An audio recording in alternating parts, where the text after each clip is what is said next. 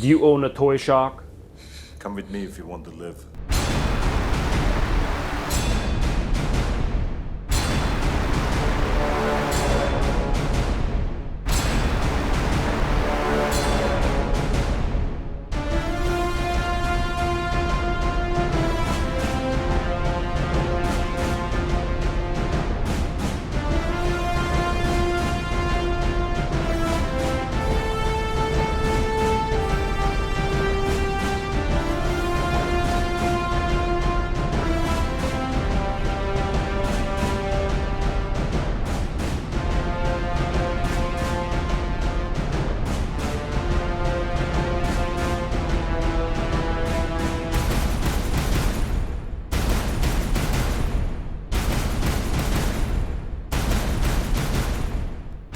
Let's dive right in. Okay, everyone knows the story on the monitor. This was out of circumstance, but whatever. The cool thing is this replacement monitor's got awesome response time and a great viewing angle, so it's got some key specs which are gonna kick ass for virtual pinball.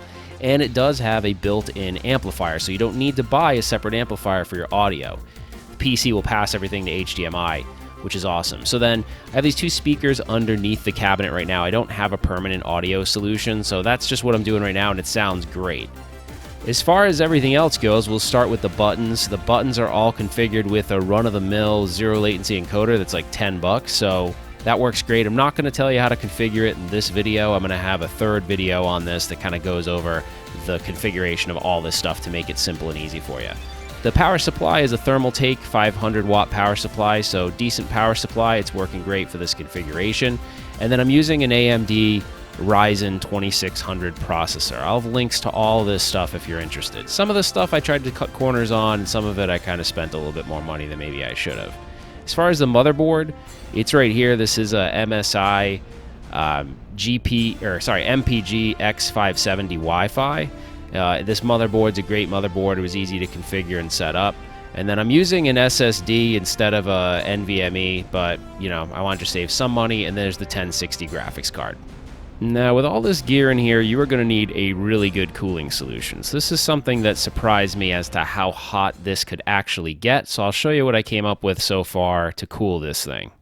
Before we talk cooling, let's look at this monitor real quick. So the monitor that's serving as the back glass is actually an Arcade 1-Up monitor. It's a Wave 1 Arcade 1-Up monitor, and this video board that's allowing me to plug HDMI into it is actually the same video board we've all been using to mod our Arcade 1-Ups.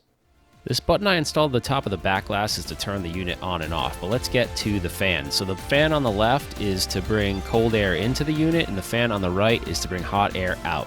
So kind of a cool solution. I had this system laying around, so I figured why not use it. This part of the system's not required, but it totally gave me a nerdgasm because it allows you to automatically operate the fans, it allows you to manually operate the fans, it'll let you set thresholds for the alarm if the system gets too hot. This is pretty much a requirement if you're going to run all this gear in here because it was getting to 120, 125 after 30 minutes. So this is a decent solution. It's probably not the best, but it does work and it keeps the system cool. All right, guys, here it is. So why Terminator 2 Judgment Day? Well, before I get into that, I just wanted to say thank you to Tyler Goodman for kicking butt on these graphics. They'll be available on ArcadeGraphix.com shortly, so be on the lookout for it. I'll have links in the description. But why Terminator 2? So my sister went to college in New York, right? And in her dorm room, they had a pinball machine, and that pinball machine was Terminator 2. So at the time, I was like all hopped up on Terminator 2. I was super pumped up about the movie, and I didn't even know there was a pinball game. Well, when I went into her dorm, like literally, we went up, said hi, whatever. Then when we went to the break room and she was showing us around, I saw the actual Terminator 2 pinball machine, and the thing that immediately caught my eye was the way you launched the ball, because it had this really cool gun grip. Anyways, I fell in love with the game, and they couldn't get me out of the break room the whole entire trip. Anything that we would do that wasn't in that break room pretty much annoyed me. So really cool that they had that pinball machine there. So let's talk a little bit about the cabinet. I reused all of the original controls. I added some new ones, but for the most part, it's the original flippers and nudge buttons. I'll probably upgrade those later, but I originally was trying to keep this economical, and we kind of fell off the radar on that. But anyways, so let's get right into gameplay. I wanna show you guys Terminator 2, and then I'll show you some of the other games I have loaded on it and sort of what my plans are for the future of the cabinet, and then we'll do some final thoughts. All right, here we go, Terminator 2. So I want to thank Nick for providing me with this table. He's someone that subscribes to the channel. Super awesome of him. This is the best version of the table I've ever seen. So let's launch the ball. So as you can see, the performance of this is awesome. I've got the graphics pumped up all the way. The 1060 has no problem tearing through this game. If you've never played this game, there's lots of objectives to the game. You'll see there's the ship over there on the side. When the ball gets loaded into the cannon, it'll indicate where to hit the ship. Hopefully I can do that while we're watching the video here. Okay, here it is. The ball's loaded in the cannon. I gotta try to hit the ship. I got it. Sweet. You can check out the DMD above. You see it blew up, and now it enabled multi-ball, so I can't really see very good behind the camera here, so I'm kind of messing up, but it's pretty fun. It's pretty fun, man. So, like I said, if you've never played this game, you gotta give it a shot. It's super, super, super fun. So if you guys watch the DMD, you'll see it'll be adding up the score there. I got a pretty good jackpot. Oh crap, I wasn't paying attention. All right, let's see if we can get the. Oh, I missed. Okay, so I totally missed that top target, but admittedly on this table, that's probably the toughest one to hit. So please check this game out, have fun, it's pretty awesome.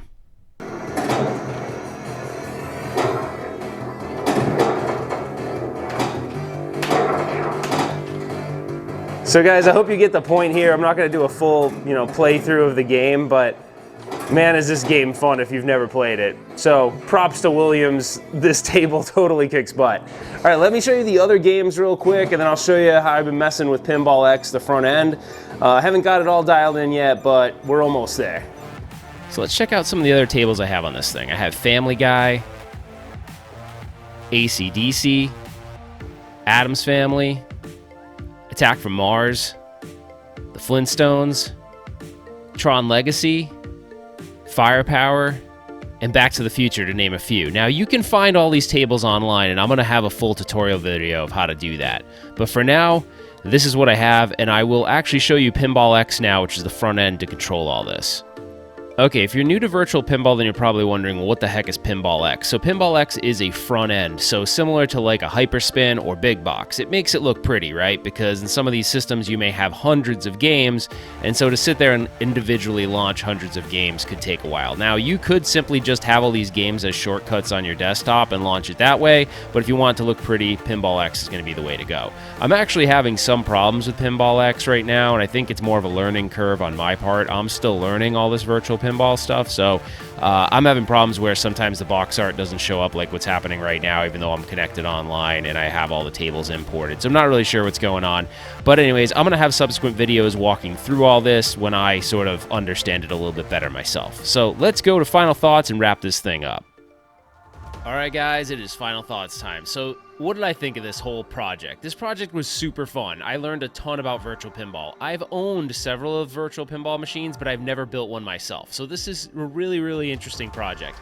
Now, I feel like these virtual pinball projects are almost never ending because there's a million things you can add to them. You can add the feedback, you can add like ball bearing switches for nudges and all sorts of crazy stuff. So undoubtedly, I think this is going to be a topic that I continue to cover on the channel. So the cool thing about virtual pinball is you can enter it in all different ways. Like this is Pinball Arcade playing behind me. So there's so many ways you can enjoy it, from just like sitting on your couch on an Xbox or on a PlayStation 4, on a Nintendo Switch. There's a bunch of fun ways. But if you decide to go down this path of modding your ToyShock, I don't know. Is it worth it? I don't know.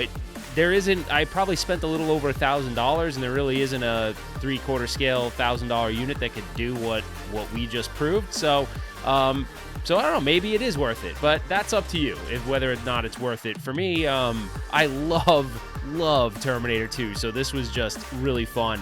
Honestly, I may just have Terminator 2 playing on that most of the time because it's just such a fun pinball game, so definitely check it out.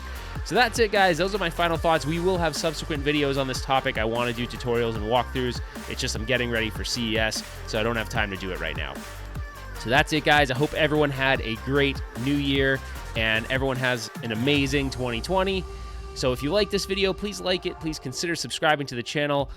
Give us a thumbs up if you enjoyed it, and we will see you guys on the next one.